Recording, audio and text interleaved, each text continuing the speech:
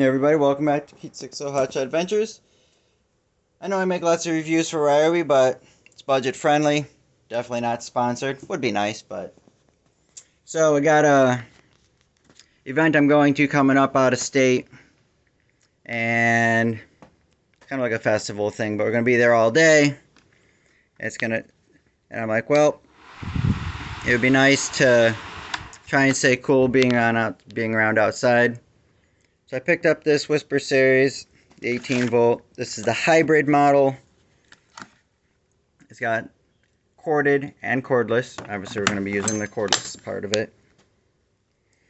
So this is the larger 7-inch. Top kind of bobbles around here if you want it to.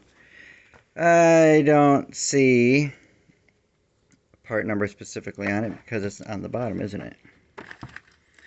Alright, this is the PCL 811.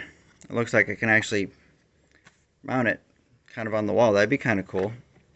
If I had a spot to hang it maybe up somewhere, you can kind of just plug it in, just have some air for yourself while you're working at your workbench. But we'll see how it goes.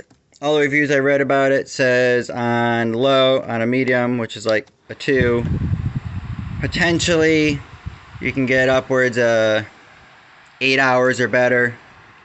I figure on just a 4 amp hour, the review, the guy said he turned it on medium at like 1 p.m. and he says it ran all the way to like 11 p.m. So with any luck, I'll run it on about a medium. And hopefully I get at least 8 hours is about all I'm looking for. So it'll be nice just to have something to keep me cool when I'm taking a break from walking around or whatever. In the sun, in the shade, so... Well, we'll see how well it works out for me. Slash the girls, so...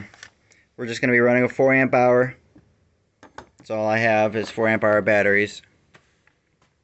I don't think I have any newer style versions of the 4 amp hour like the HD.